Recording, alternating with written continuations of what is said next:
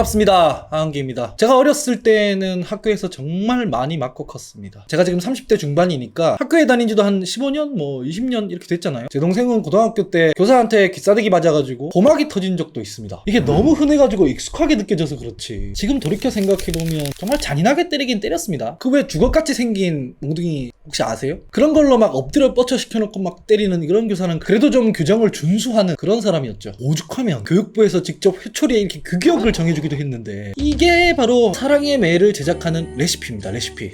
이게 무슨 리니지의 칼 이런 거 막 공격 무기 아이템 재련하는 것도 아니고, 여하튼 이 제작법이 아니면 그건 사랑의 매가 아니다. 지름 1.5cm, 길이 60cm로 규격을 딱 맞춰야 거기에 사랑이 담긴다. 그래서 대다수의 교사들이 제자들한테 사랑을 담아 치기 위해 그 규정을 지켰을까요? 그럴 리가 없겠죠. 규정이나 훈육 이런 게 아니라 좀 데미지를 중요하게 생각한다. 이 교사는 스탯을 훈육 쪽에 찍은 게 아니라 공격력 쪽으로 다 찍고 싶다. 이러면 이제 규정에 맞는 회초리 대신 하키채, 골프채, 당구큐대 이런 거 막 나오곤 하죠. 물론 이제 도구를 안 쓰는 사람들도 있었습니다. 무투파, 맨몸으로 그냥 갑니다. 그런 사람들이 특징은 이제 뭐냐면 이제 시계를 풉니다. 시계를. 쓰레빠로 막 비싸대기를 아버지 뭐 하시노?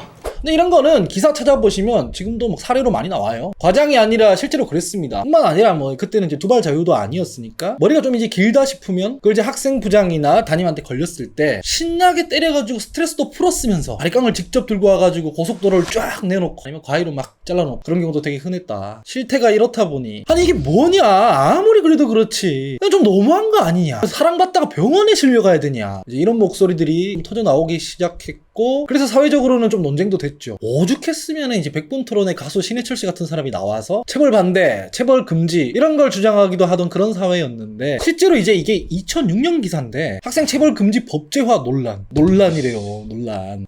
애들 때리지 말라고 하면 교실이 난장판이 될 거 아니야. 애들이 안 때리면 말을 듣냐. 실제로 아동 청소년은 미숙하기 때문에 때려서라도 가르칠 필요가 있다. 이게 이제 체벌을 지지하는 사람들의 논리입니다. 결국 이제 시대의 흐름에 따라 이 논리가 졌죠. 체벌은 학대다 라고 결론이 내려져서 2011년부터는 전면적으로 금지가 됐습니다. 그 이후에 교실에 많은 변화가 있었습니다. 여러 교육단체들의 조사를 보면 체벌 금지와 학생 인권 조례가 시행된 지 몇 년밖에 안 지난 2014년만 해도 체벌이나 얼차려에 관해 전혀 없다 이렇게 답한 비율은 체벌은 29.1%, 얼차려는 19.4%였습니다. 반면 자주 있다고 답한 비율은 체벌 16.4%, 얼차려 26.1%로 나왔는데 아마 체벌 금지랑 학생 인권 조례 시행되기 이전인 2014년 이전에는 더 했겠죠. 그러다가 시간이 더 흘러서 2019년쯤으로 진입을 하니까 이제 체벌이 전혀 없다고 답하는 비율이 29.1%에서 64.7%까지 늘어납니다. 얼차려도 2014년엔 19.4%만 전혀 없다고 대답했는데 2019년엔 57.4%가 전혀 없다고 하죠. 이때쯤부터 자주 있다고 답한 비율은 한 자릿수로 떨어집니다. 보시다시피 이렇게 요새는 그래도 여러 노력들로 예전에 비해 학생 인권과 관련된 사회 문제는 좀 덜 대두가 되기 시작했죠. 반면 최근의 사회 문제는 학생 인권 문제가 아니라 교권 침해와 관련된 상황입니다. 그것도 그럴 것이 실제로 학생들이 교실에서 이러고 있다잖아. 이게 말이 되냐고. 그러면 이제 다른 데이터를 한번 들여다보자고요. 도대체 어떤 식으로 교권 침해를 할까? 학생들이 이러고 앉아있는데 선생님들은 대체 뭘 어떻게 대처해야 할까? 이런 게 이제 궁금해지잖아. 자료를 보면 이제 학생한테 당하는 교권 침해나 학부모한테 당하는 교권 침해나 압도적으로 많은 비율을 차지하는 게 모욕, 명예훼손입니다. 그게 뭐냐면 욕한다는 거예요. 학생이 교사한테 막 쌍욕을 한다는 겁니다. 그런 사례가 제일 많다. 실제로 이제 제 주변 교사들한테 물어보니까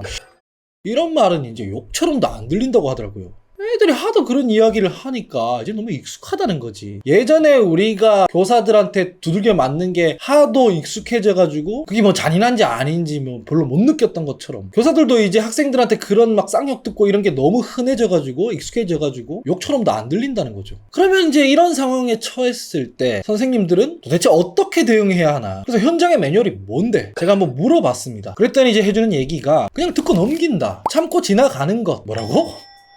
놀랍게도 그게 실제 현장 매뉴얼이래요. 결국 이제 교사들은 학교에서 이렇게나 학생에게든 학부모에게든 부당하게 막 모욕을 당하는데, 그런 모욕을 받고도 그냥 견뎌야 한다? 아무래도 교권 침해, 교실 붕괴에 대한 핵심 원인으로 이 부분이 제일 수상하긴 하죠. 그래서 이 부분을 한번 더 파봤습니다. 어떻게 그럴 수가 있는지. 보니까 이제 학생들이 욕을 한다고 교사들이 걷다 대고 뭔가 액션을 취하면 아동학대 처벌법으로 바로 고소를 당할 수가 있다고 하더라고요. 이 아동학대 신고 건수가 엄청나더라고요. 이 중에서 이제 교직원 쪽만 보면 보면 8년간 아동학대 행위자라고 등록된 교직원이 무려 9,910명. 이거 보시면 예컨대 뭐 한 해 아동학대 신고로 총 53,932건이 신고가 되었는데 이 중 96.6%인 52,083건을 아동학대 의심 사례로 판단했고 그 중에서도 72.2%인 37,605건을 아동학대 사례로 판단했다는 건데 이렇게 되면 이제 신고만 하면은 거진 대부분이 아동학대 행위자로 등록이 된다는 거잖아. 아니 우리나라에 이렇게 아동학대하는 교직원이 많았어? 더 황당한 건 바로 이 자료입니다. 여기서 이제 2017년부터 2021년까지를 한번 보시죠. 아동학대 행위자라고 등록된 교직원의 수가 평균 1,683명입니다. 그런데 이제 그 옆에 기소율 보이시나요? 기소율? 이 중에서 최근 4년간 지방자치단체가 아동학대 사례라고 판단한 학교 내 사례 중 실제 검찰이 기소한 사례는 1.6%. 황당하잖아. 그러니까 이제 학교 교육 현장에선 죄다 아동학대범이 되어가지고 막 잘리고 난리가 났는데 정작 수사기관은 지자체가 아동학대로 판단한 87.3%의 사례에 대해서는 정식 사건 처리도 하지 않고 그냥 종결. 이건 뭐 이제 수사할 필요도 없이 형법적으로 이제 아동학대 범죄가 성립될 수조차 없다고 판단한 겁니다. 뭐라고?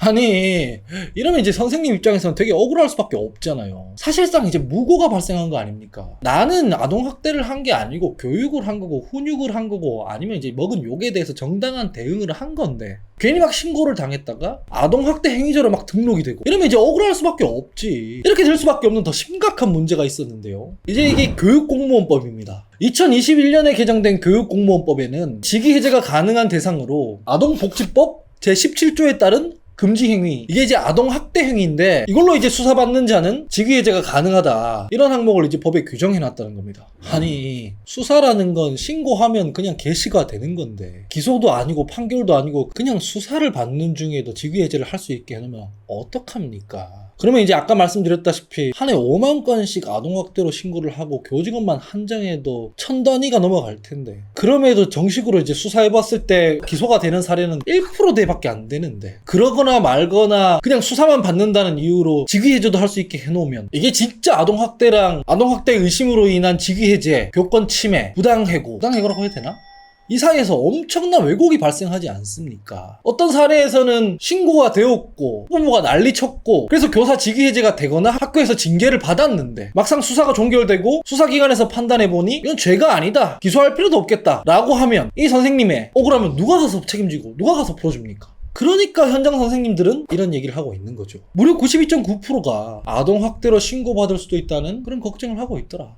무엇보다 아동학대 처벌법이라는 게 이렇게 쓰라고 만들어진 게 아닙니다. 아동학대 처벌법은 2013년 칠곡 계모 아동학대 사망사건, 울산 아동학대 사망사건이 계기가 돼서 만들어졌고 그리고 2021년에 여러분들 다 아시는 그 정인이 사건을 계기로 법률이 좀 더 강화되는 쪽으로 개정이 되었는데 이때부터는 이제 민법도 개정이 되어서 부모가 자식 체벌하는 것도 이제 법으로 금지가 됐죠. 무슨 말이냐면 아동학대 처벌법이라는 게 원래 이제 가정에서 벌어진 아동학대 때문에 만들어진 거거든요. 울산 아동학대 사망사건, 칠곡 계모 아동학대 사망사건, 정인이 사건, 이거 다 이제 학교에서 벌어진 일이 아니지 않습니까? 학교에서는 이제 보는 눈도 많고 학생 인권 조례도 있고 체벌도 금지됐기 때문에 어느 정도 이제 제어가 되지만 가정에서 애 막 학대하고 이렇게 해서 막 죽는 경우는 이제 답이 없었거든요. 그런 사례 되게 많습니다. 실제로도 보면요, 아동학대는 지금도 가정에서 훨씬 더 많이 벌어집니다. 거의 86%가 가정에서 벌어지는 겁니다. 보시다시피 이 법의 제정 취지가 학교에서 교사들 견제하려고 만든 게 아니거든요.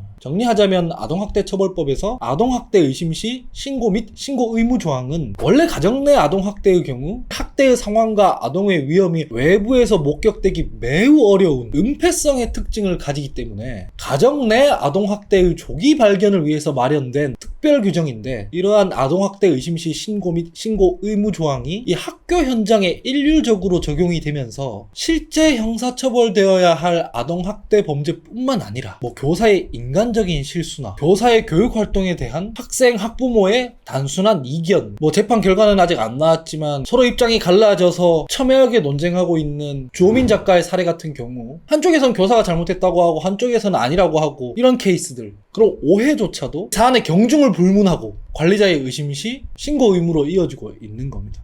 그러니까 교권 침해 그 자체보다는 교권 침해를 당했을 때 뭐라고 대처를 하면 자칫하면 아동학대 처벌법으로 신고당할 수도 있고 신고당하면 수사는 개시되는 거니까 그런 공포 때문에 이제 교육 현장의 노동권이 박살이 나고 있다. 제가 보기에는 최근 교권 침해 등의 문제에 대해서는 이게 핵심인 것 같습니다. 사실 저도 좀 편견이 좀 있었어요. 왜냐면 저부터가 맞으면서 컸으니까. 서희초 교사분 돌아가셨을 때 하도 뭐 학생 인권조례 탓을 하길래 이거 진짜 뭐 학생 인권을 너무 보호하다 보니까 이런 일이 벌어졌나? 그런데 막상 데이터를 보니까 아닌 것 같아. 그러고 나서는 이제 학부모들 민원 이야기를 하니까 그래 저건 맞는 것 같다 싶었는데, 그것도 막상 이제 데이터를 보면 제 예상과는 좀 동떨어져 있더라고요. 소수의 학부모 진상이 다수 학생들의 학습권을 침해하고 교실을 망가뜨릴 순 있겠지만, 그럼에도 이제 제가 예상했던 것, 제가 가졌던 편견처럼 실제 팩트는 학생보다 학부모가 더 많이 교권을 침해한다 이런 건 아니더라고요. 그래서 결국 이 아동학대처벌법과 관련된 이 데이터가 요즘 이 문제와 현상들에 대해 제일 맞아 보였다, 이런 말씀이 되겠는데요. 애초에 이렇게 팩트를 가늠해 볼 수 있는 데이터를 찾아보지 않고,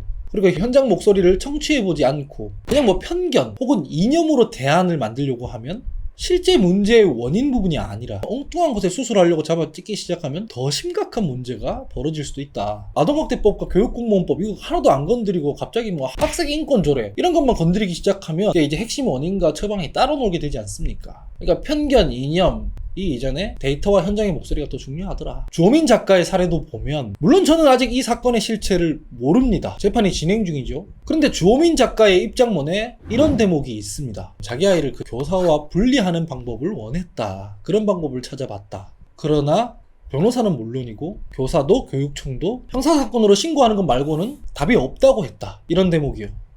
이게 뭐냐고. 교장, 교육청, 니네가 교육기관이잖아. 경찰, 검찰, 지자체가 교육기관이야? 아동학대 관련해가지고 뭐 교육청도 학교도 교장도 그냥 다 팔짱 끼고 그냥 쳐다만 보고 있으면 돼? 뭐 신고밖에 답이 없다? 신고한 사례 중에 대부분이 그냥 불기소 처분되고 1.6%만 기소되는데, 그렇게 해서 억울하게 잘린 선생님들은 어떡하는데? 그러니까 그런 겁니다. 물론 실제 아동학대 사례도 있을 거예요. 동시에 이 기소율을 보면 엄청 억울한 사례도 많을 거예요. 근데 이런 거는 아동학대로 고소를 해서 뭐 지자체랑 수사기관만 움직이고 정작 이제 현장에 해당하는 학교나 교육청 같은 교육당국은 그냥 가만히 방관만 하고 있으면 억울한 선생님들 이 무고 부분을 전혀 보호를 못 해줘요. 그럼 결국 어떻게 됩니까? 그 두려움이 있으니까 아이가 뭘 잘못해도 제지하거나 훈육하거나 이런 조치들도 못 합니다. 그렇게 되면 어떻게 되느냐? 결국 교실이 붕괴되고 다른 멀쩡한 학생들의 학습권도 부당하게 침해를 받게 되는 겁니다.